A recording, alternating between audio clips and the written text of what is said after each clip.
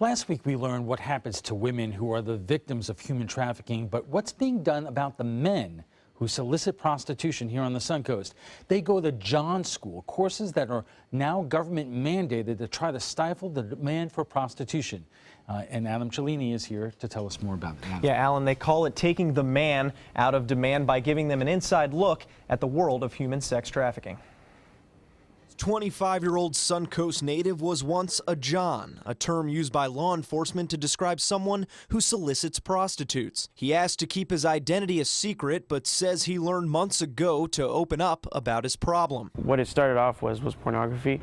What it developed into was like picking up girls who were sex trafficked. And those were the two things that were like big. He says the quote-unquote lifestyle led several close friends down a destructive path. The lucky ones went to jail, some lost their lives. It can take you to a deep place that you don't want to be in, and you'll be, if you don't get help, if you don't release yourself from it, then you could end up hurting people 10 times more. A minister eventually led this young man to the local anti-prostitution organization More to Life and their Restorative Justice End Demand Education, or RJED, programs. In RJED, he learned the truth behind prostitution, the abuse, the drugs, the STDs, while receiving counseling on his own demons. Honestly, to cast down a lot of the lies that I feel like I have in my own mind of, oh, I can't tell anybody because I'll be hated, I'll be judged, I'll be, be called a hypocrite. But there's not been one person that's done that so far. We go back, we teach them things that they should have probably learned in their childhood and didn't. And they're just like, oh my God, oh my God, oh my God. I didn't know that, I didn't know this. Thanks to the efforts last year by More to Life founder Dr. Brooke Bello, John School is now state mandated following a prostitution arrest. Bello runs the program here in the 12th Judicial Circuit. First offenders pay $210 for the course instead of jail time, and everyone else is required to take it in addition to sentencing. State Attorney Ed Brodsky says it fills a major gap in the effort to reduce prostitution. But the alternative is, when we talk in terms of success, the alternative is we do nothing. We do nothing to educate the men about the situation that these women find themselves in. It's taken 35 individuals through the RJED program this year, a combination of court-ordered and volunteers. The roster, he says, isn't what many expect. The majority are married with children. The majority do not have a criminal history background. They're not criminals. The idea is to cut off the demand, which Thompson says drives the supply of human trafficking victims. But men are also informed of the critical role they play in this equation from home. 100% of the women and youth that we serve at More to Life come from a fatherless home. Earlier this year, More to Life helped juvenile victims testify in the sexual abuse case against former mental health hospital worker Jeremy Henry. But what people forget is that Henry is leaving 2 young sons behind. I would think that his sons now need preventative care, that his sons need to go through some kind of process to understand, because they're very young. Now, what did Daddy do, and what does that mean? Whatever the future holds, he's confident temptation will no longer be a part of it. There's been like kind of a wall.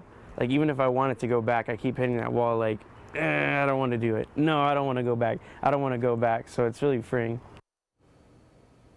The RJED program is currently self-sustaining thanks to the revenue generated by the people attending its classes.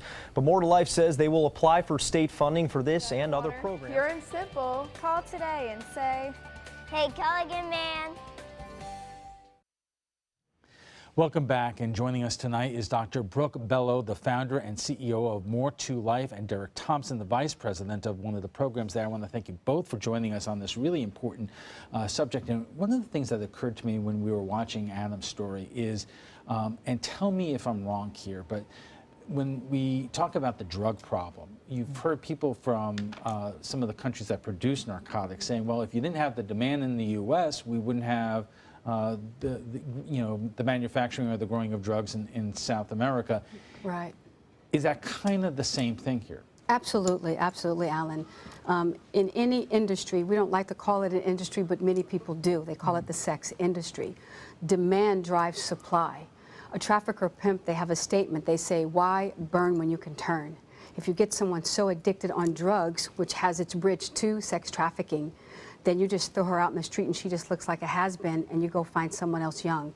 And so for every one individual that's prostituted or violated on a given night, there are 1 to 10 men who will purchase that individual.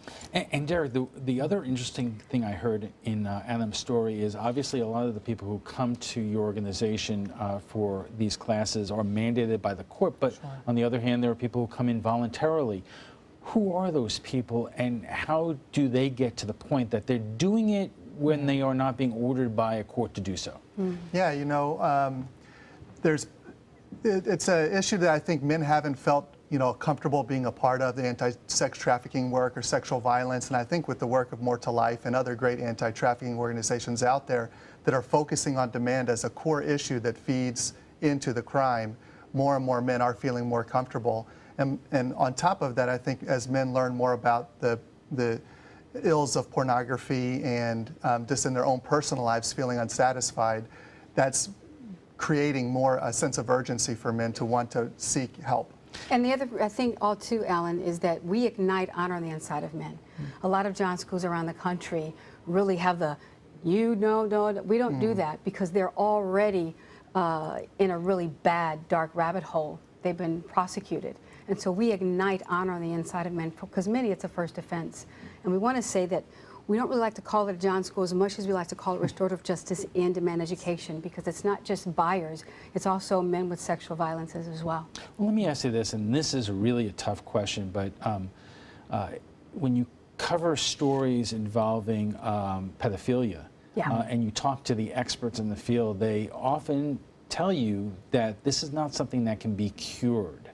So if you're talking about almost an addiction to prostitution or pornography, does that fall under the same category, or are we talking about something completely different? Sometimes it might, because sexual violence is camouflaged in a highly sexualized society.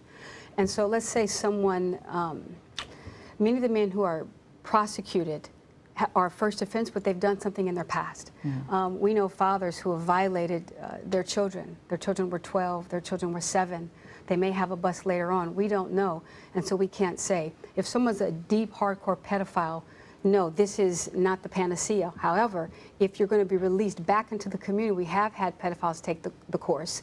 They're registered offenders, and it's post their 10-year jail sentence.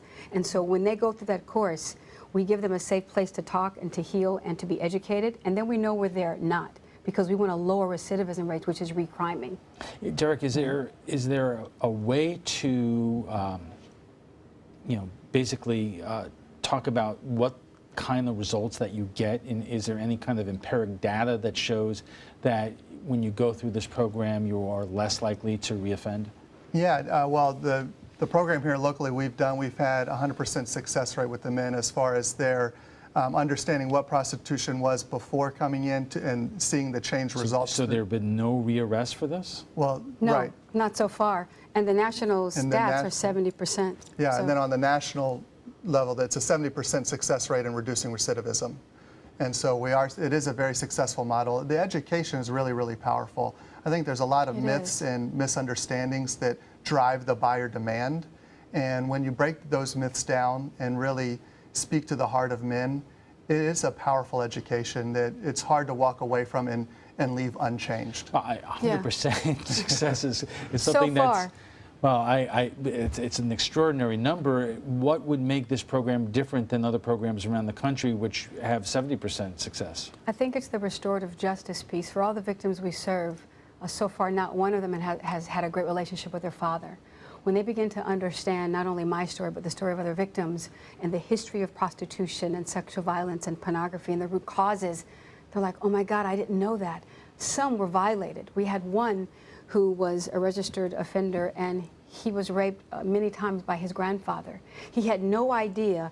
He had never got help for it. It happened for 4 years. He had no idea that caused him to have these addictions later in life. And so now he can get the help he needs, and he can have a safe place to do that with a therapist that we send him to. And on top of that, our education, one thing that makes a difference is that we do offer 90 days of follow-up. So it's not just the 8-hour educational class that they're taking, but we're following up with those men to check in with them, how are you doing, and offer continued mentoring and coaching to ensure success. Are these programs conducted in the same physical location as where the victims of human Okay, because that I was I was wondering if there would be any interaction to show the men the physical results of what happens. No, and it's highly confidential. It's a highly confidential course. Matter of fact, when we have our lunch break, we do a 10-minute break every hour and 20-minute lunch. They come in really like, oh my God. And by lunch, they don't want to leave because for the first time, there's this interaction there, but to discuss what they're going through, and it's quite powerful. And at the end, Alan, when someone says, in tears, not one guy so far has not cried. What about my son? How do I teach him this as well? How many men can you handle a year going through this program, and is your capacity sufficient for the demand that is out there? We can handle 75 men a month. It's quite a large classroom. Right now, we know the demand. We can grow it. The demand that's out there, we'll be busy for a long time. And